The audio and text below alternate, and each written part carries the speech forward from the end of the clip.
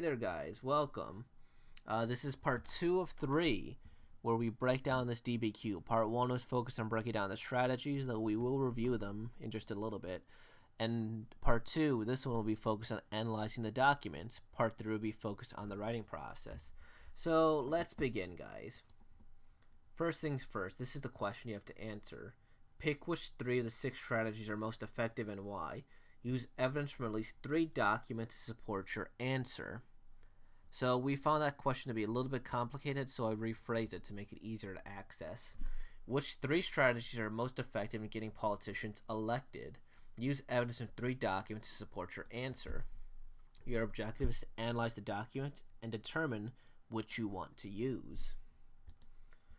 Here are the 6 strategies. Stacking the deck, glittering generalities, plain folks, testimonials and endorsements, negative dash attack ads, guilt by association, and coattails.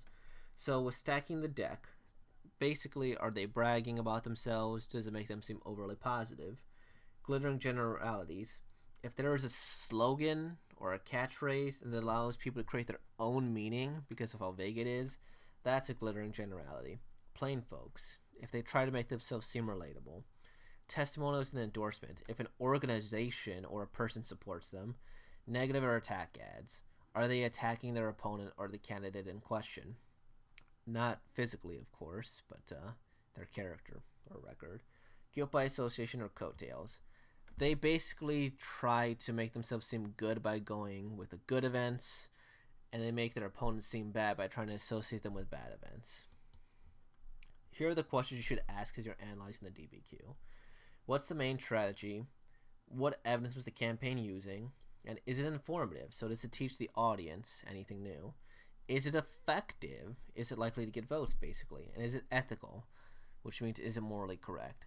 Note, too, also that there are 6 documents and 6 strategies. This is done very purposefully. So each strategy has a main document.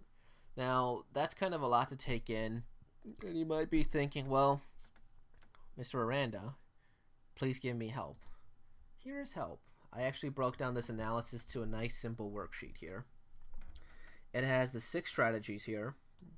A yes, no, maybe, sort of. Because some of these documents might have a sort of where they're maybe one strategy but a little bit of another one. And is it informative, effective, or ethical? And the same thing, right? It might be sort of effective, sort of ethical, etc. And here are the 6 questions broken down. Or rather, 5 questions broken down. So let's begin then with the analysis. I don't want to make this video too long. Each of these places has a background here. You should read this background here as it will seek to inform your analysis of the document.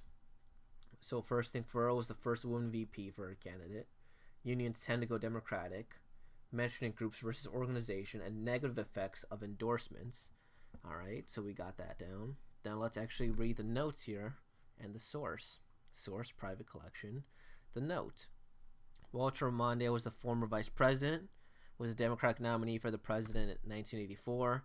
His running mate was Representative Geraldine Ferrero, the first woman nominated to run as a vice presidential candidate by a major party. Okay.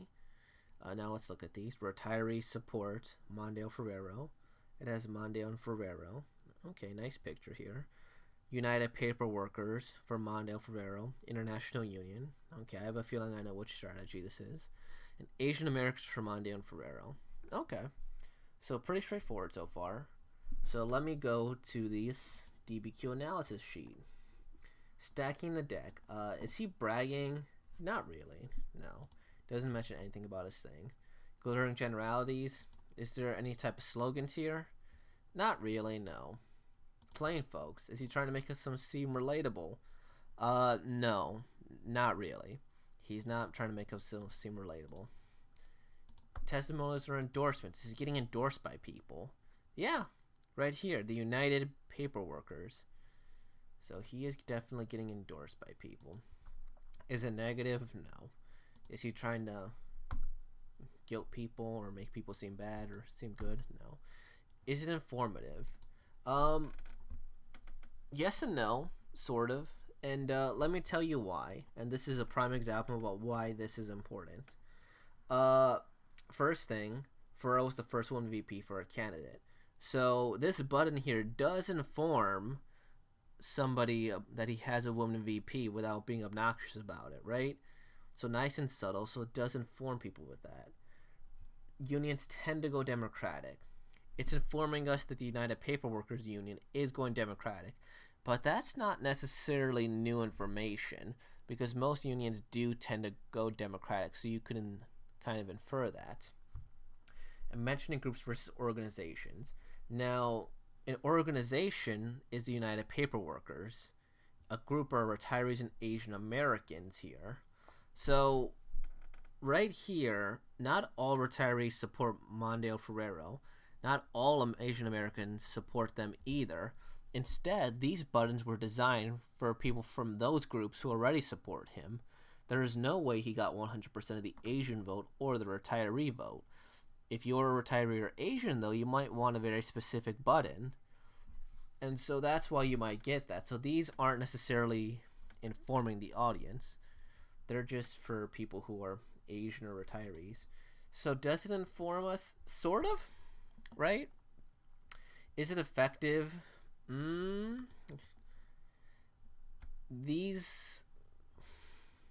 That's a difficult question.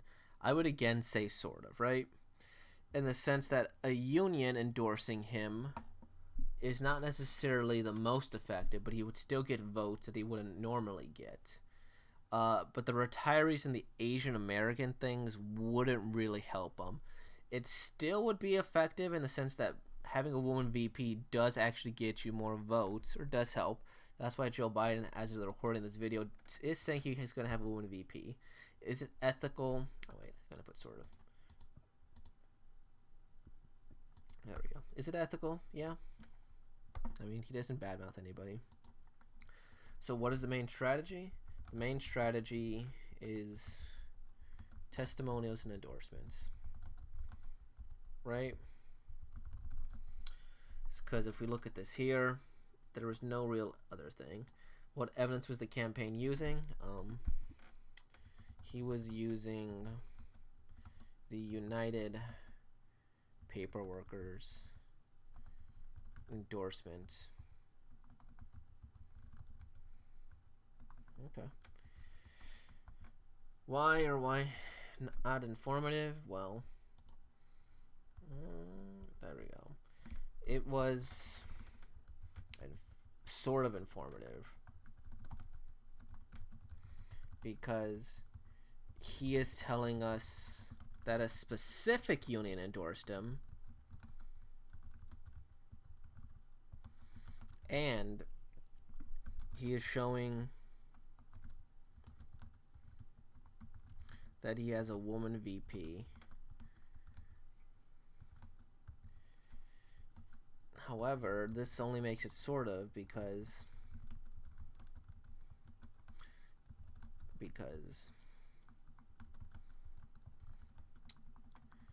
unions tend to go Democratic.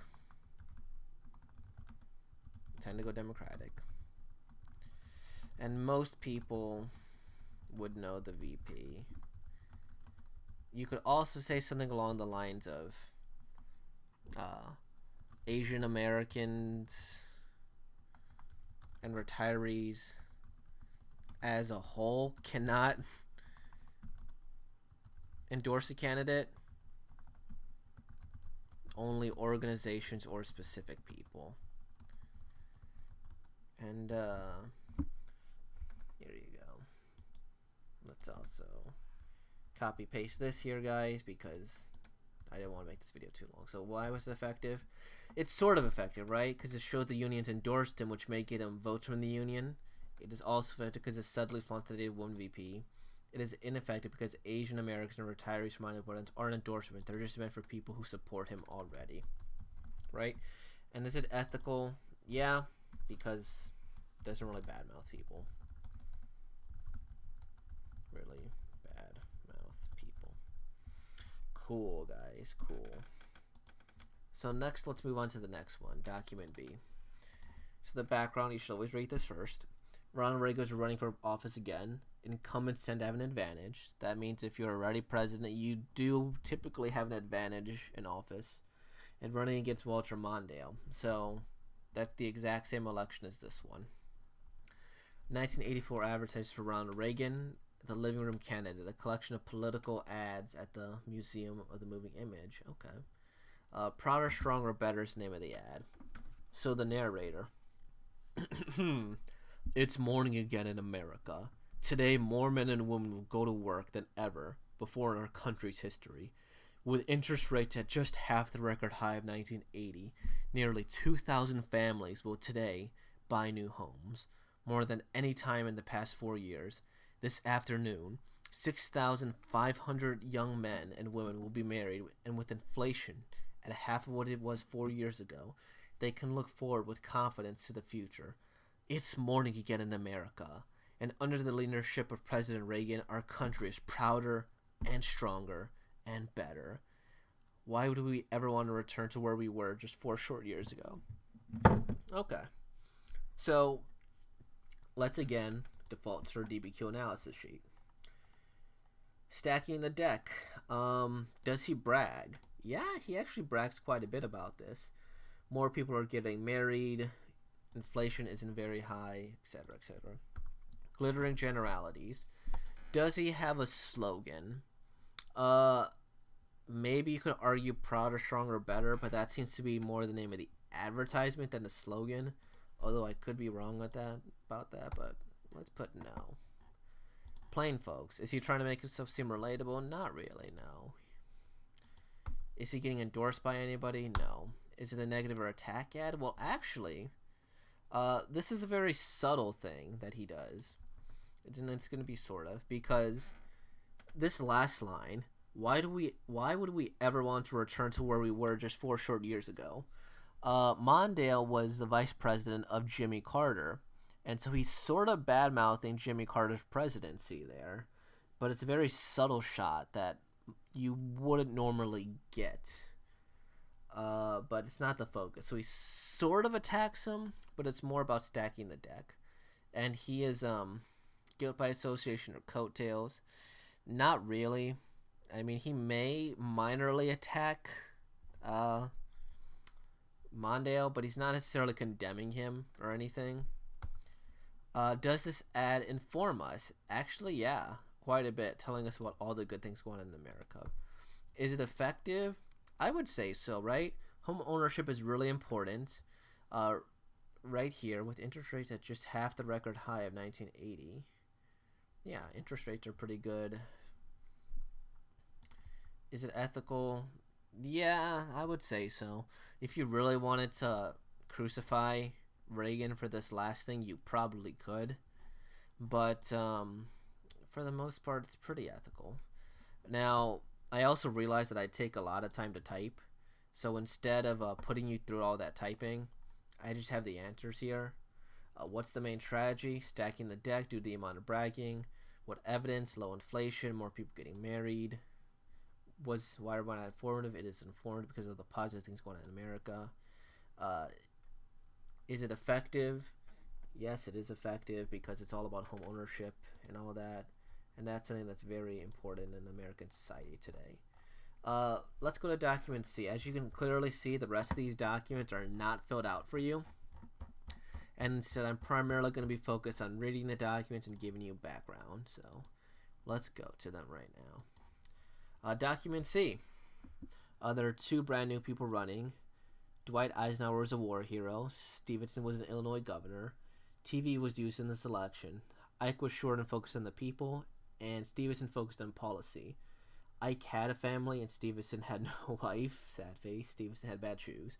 So basically, Dwight Eisenhower had no political experience. Stevenson was actually a governor. What it means by short and focused versus focused on policy is that whenever an Ike advertisement came on, which is the nickname for Dwight Eisenhower, he was very straight to the point and usually had people endorse him or say how great he was. Stevenson actually was a bit of a policy nerd, so he went there and talked about things he would do to change America and all of that. Ike was a family man, while Stevenson, he was divorced. So that was bad, especially back then, right? And Stevenson had bad shoes. So to make himself seem a little bit more relatable, he purposefully had bad shoes, so that way he didn't come across as elitist. And that's actually mentioned in one of these advertisements. So let's read these things together then. That's Eisenhower, and that's a person singing, I assume. Eisenhower enters America. And again, these are two separate ads, by the way. Eisenhower enters America is the first ad. Woman. You know what things cost today? High prices are just driving me crazy. General Dwight Eisenhower. Yes, my mammy, or his wife. Yes, my mommy gets me about the high cost of living. It's another reason why I say it's time for a change. Time to get back to an honest dollar and an honest dollar's worth. And then I Love the Gov, the Stevenson ad in 1952. Ooh, song lyrics. I better get musical. I'd rather have a man with a hole in the shoe than a hole in everything he says. I'd rather have a man who knows what to do when he gets to be the prez. I love the Gov, the governor of Illinois. He is the Gov that brings the dove of peace and joy. Thank you, guys. Snaps, roses, all that stuff. And again, you go back here, and then you start filling this out. Next, we're going to move on to document D here. Oh, this is a big one here. Now, this is big because these are two separate advertisements for two different elections here. We're going to start with the first one. Dukakis was governor of Massachusetts, and Bush Sr. was VP under Reagan. Bush made fun of Dukakis by showing him in military photo pics.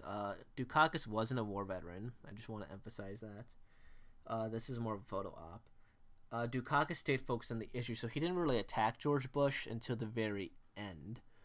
So let me read this advertisement. Tank Ride, a Bush ad against Dukakis here. Michael Dukakis has opposed virtually every defense system we developed. He opposed new aircraft carriers, he opposed anti-satellite weapons, he opposed 4 missile systems, including the Pershing II missile deployment.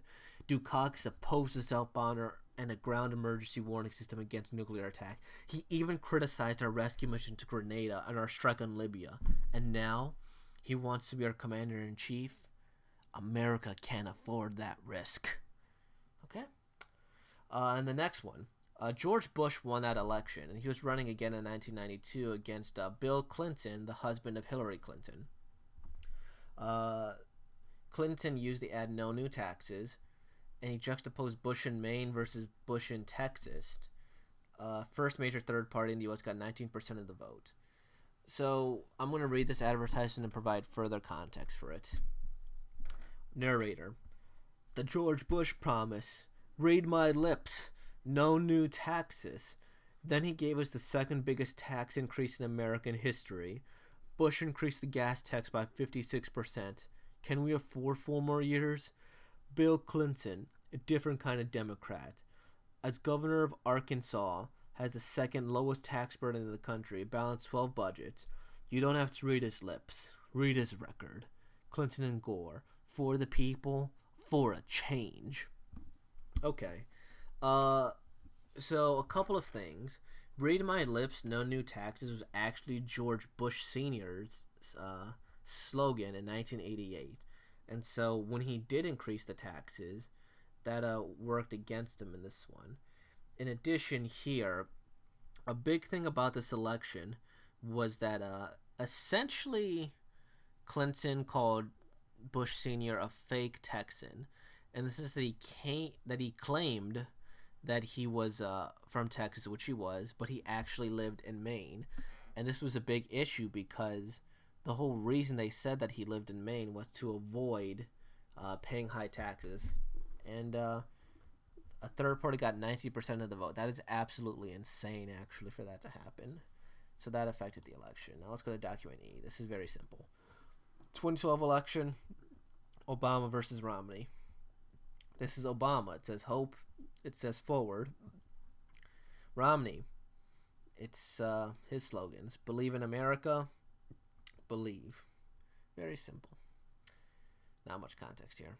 Except Obama won. Document F. Oh, this one's a fun one. Of course, we read the background first. The 1968 primary election was bad for Democrats. One of the frontrunners was assassinated, Robert Kennedy. They chose Hubert Humphrey, who wasn't on the ballot. and there were riots this year, and a major third party actually won a state. They were the last major third party to win a state. So again, these are two separate advertisements. The first one is by Nixon, and the first one is by Humphrey. So let's read this first. Note, the first civil rights showed pictures from recent incidents of violence in the U.S. The ad has no narration and presented a collage of photographs of Democratic candidate Hubert Humphrey, and these two photographs of the violence in the streets during the Democratic Convention in the Vietnam War. So a couple of things here is that in a primary election, one of the frontrunners, Robert Kennedy, was assassinated, and then at the convention, they didn't choose anybody who was actually running for the position there. Instead, they choose Hubert Humphrey, who was VP. And so when they did that, they really pissed off the Democratic base. There were actual riots. There were actual violence here. This is an example of the riots that were happening there because he wasn't on the ballot. They just chose whoever they wanted. A good example would be if in this year they didn't choose Biden or Bernie. They instead chose Hillary Clinton because they would have wanted her instead. So do keep that in mind. And he is putting it next to the scenes in Vietnam to show, hey, this guy is probably going to be dangerous if he's already causing riots and he hasn't even been elected yet. And 1968 was a very interesting year in general. But let's move on to the next one by voting booth Humphrey ad. 1968. Narrator.